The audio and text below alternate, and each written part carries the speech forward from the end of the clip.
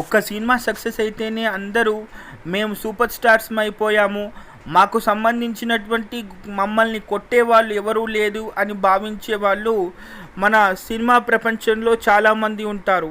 కానీ ఎంత సాధించినా కూడా నేను సాధించేది ఇంకా ఉంది. అలాంటి సందర్భంలో ఈ హంగులు ఆర్భాటాలు అనేవి నాకు ఎక్కువగా అవసరం లేదు. సో దానికి సంబంధించి నేను కేవలం పారితోషికం తీసుకుంటున్నాను, సినిమాల్లో నటిస్తున్నాను అంతే తప్ప నేను గొప్పవాడిని అస్సలే కాదు, నేను చేయాల్సింది చాలా ఉంది అని ఎవరైనా అనుకుంటున్నారు అంటే గనక అది మన పవన్ కళ్యాణ్ అని అనుకోవాల్సిందే. ఎందుకంటే తాను ఇక్కడమ్మాయి అక్కడబ్బాయి దగ్గర నుంచి దాదాపు 30 సంవత్సరాలుగా హీరోగానే ఉంటూ చాలా సందర్భాల్లో ఇలాంటి స్టార్డమ్ని ఎవరైనా వదులుకోవటానికి అస్సలు ఇష్టపడరు.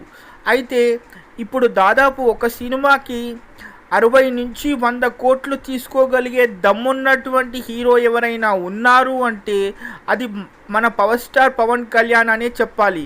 మరి ఇంత స్టార్డమ్ని తాను అభిమానులకి ఏం ఇవ్వగలుగుతున్నాను? కేవలం కలెక్షన్ల రూపంలో ప్రొడ్యూసర్లకి, డిస్ట్రిబ్యూటర్లకు తప్ప నా కోసమని వచ్చిన అభిమానులకు నేను ఏమి ఇవ్వగలుగుతున్నాను అని ఒకసారి ఆలోచించి తాను రాజకీయాల్లోకి రావాలి అని భావించి తాను ఎంతో ఇష్టపడుతున్నటువంటి అభిమానుల కోసం, తనకు ఈ స్థాయిని తీసుకొచ్చిన అభిమానుల కోసం పవన్ కళ్యాణ్ గారు తీసుకున్నటువంటి ఒక అద్భుతమైనటువంటి ప్రయత్నమే జనసేన పార్టీ అని చెప్పాలి. అయితే ఈ జనసేన పార్టీ స్థాపించే సందర్భంలో కూడా తనకు ఎన్నో అవాంతరాలు ఎదురయ్యాయి. అయితే తొలిసారి ఓడిపోవడం కానివ్వండి, లేక అనవసరమైనటువంటి విషయాలని పవన్ కళ్యాణ్ గారికి ఆపాదించి ఆయనను దూషించడం కూడా జరిగింది ఈ రాజకీయ సందర్భంలో. అయితే తాను ఎప్పుడూ కూడా వెనకడుగు వేయలేదు. ఎలాంటి సందర్భంలో కూడా పవన్ కళ్యాణ్ గారు మరి ఇలా ఎందుకు జరుగుతుంది అని బాధపడలేదు. ఎందుకంటే తాను చేసేది ఏంటి అనేటటువంటి ఒక క్లారిటీ పవన్ కళ్యాణ్ గారికి ఉండడమే జనసేన దాదాపు 10 సంవత్సరాల కష్టం తర్వాత ఇప్పుడు పవన్ కళ్యాణ్ గారు ఉప ముఖ్యమంత్రి అవ్వడమే నిజంగా పవన్ కళ్యాణ్ గారికి ఉన్నటువంటి చతురతకి ఎవరైనా మంత్రముగ్ధులు అయిపోవాల్సిందే. అయితే ఇంత స్టార్డమ్ని పెట్టుకుని ఎవరైనా కొన్ని 100 కోట్లు వెనకేసుకోవాలనుకుంటారు, వాళ్ళ బ్రాండ్ వాల్యూని పెంచుకోవాలని అనుకుంటారు. కానీ పవన్ కళ్యాణ్ గారు మాత్రం 30 సంవత్సరాలుగా హీరోగా ఉన్నాము, మరి అభిమానులకు మనం ఏం చేయగలుగుతున్నాము?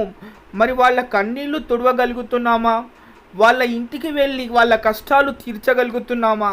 మరి ఇలా చేయాలంటే ఏం చేయాలి అని ఒక ఆలోచన నుంచి పుట్టిందే జనసేన పార్టీ. అయితే 10 సంవత్సరాల పాటు ఆయనను వ్యక్తిగతంగా ఎన్ని విమర్శలించినా కానీ, ఎంతమంది తనను దుర్భాషలాడినప్పటికీ కూడా తాను ఎప్పుడూ కూడా వెనకడుగు వేయకుండా ఒక నిజంగా ఈ స్థాయిలో ఉన్నటువంటి వ్యక్తి అయితే నాకు ఈ పరిస్థితులు ఎందుకు, నాకు కేక్ వాక్ లాంటి సినిమాలు ఉన్నాయి, నేను ఒక సూపర్ స్టార్డమ్ని అనుభవిస్తున్నాను, ఎందుకు నేను ఇంతమందితో మాటలు పడాలి అని ఆయన భావించి ఉంటే ఈరోజు 21 స్థానాల్లోనే 21 స్థానాలు గెలిచి నిజంగా ఇటు రాష్ట్ర ప్రభుత్వానికి, కేంద్ర ప్రభుత్వానికి ఒక కొత్త రాజకీయ పార్టీ అనేది పుట్టి ఇంత గొప్ప స్థాయిగా ఉంటుంది అని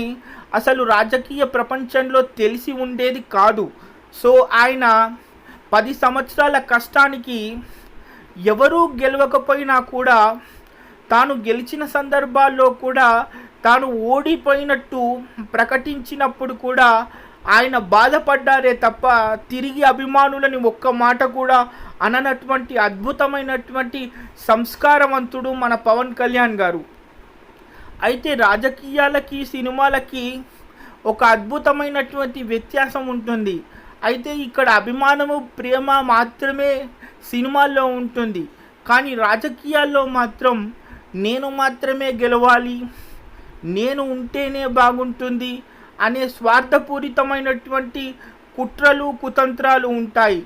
అలాంటి కుట్రలు కుతంత్రాలను ఛేదించడానికే నిజంగా ఈ జనసేన పార్టీ ఒక ప్రయోగం అని చెప్పాలి. అయితే ఇప్పుడు ఉప ముఖ్యమంత్రి అయిన తర్వాత కూడా ఆయన తీసుకున్నటువంటి నిర్ణయాలు చాలా గొప్పగా ఉంటున్నాయని ఆంధ్ర ప్రజలు ఆనందపడటానికి, తాను రాజకీయాల్లోకి రావటానికి ఎందుకు ఇంత సిద్ధపడ్డారో మనకు తెలుస్తుంది. ఈ బర్త్డే వీడియో మీకు తప్పకుండా నచ్చిందని భావిస్తాను. ఇలాంటి వీడియోలు వస్తూనే ఉంటాయి.